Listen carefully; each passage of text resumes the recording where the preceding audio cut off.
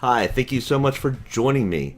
I'm really excited that you are interested in learning how to purchase your next home.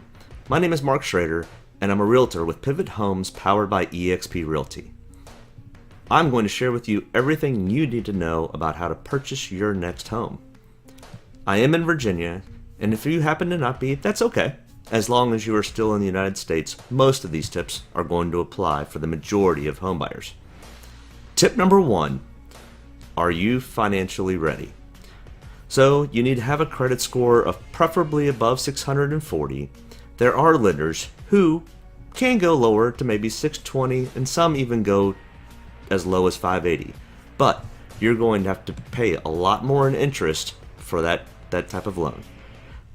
So if at all possible, get your credit score up to above 640.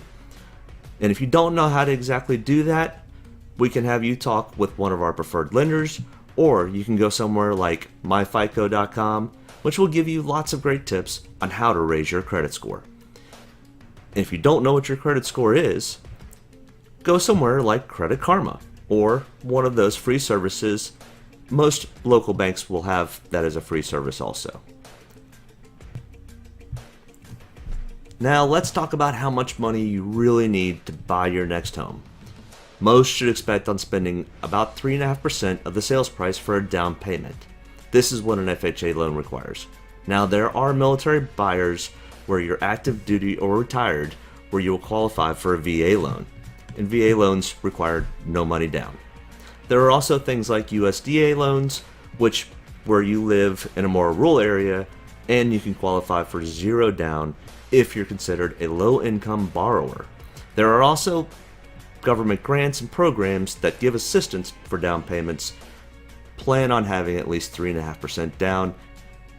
That way, in case you don't qualify for any of those, we can still get you into a loan.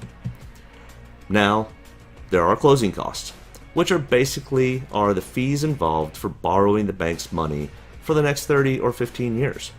Also included are title insurance, where they will make sure that the person selling you the home has the legal right to do so. Nobody wants someone else coming back after the sale saying, hey, I'm actually the rightful owner of that house. Don't want that to happen. There are now fees that your title or escrow company and or your closing attorney will charge for handling the entire transaction. All of those are considered closing costs, and they typically run 3 to 4% of the sales price for the home. So, for example, we're talking about a $200,000 home. If you had 3.5% for your down payment and roughly that same amount for your closing cost, you would need about $14,000 to purchase the next new home. Now, you can ask the seller to help pay for some of those closing costs, which does happen from time to time. But when you are starting this process, I would be prepared to have enough money to cover closing costs and your down payment.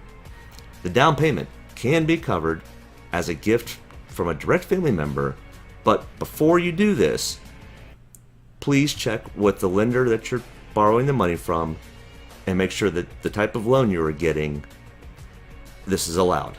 In the next section, we will discuss your employment and how much you can afford.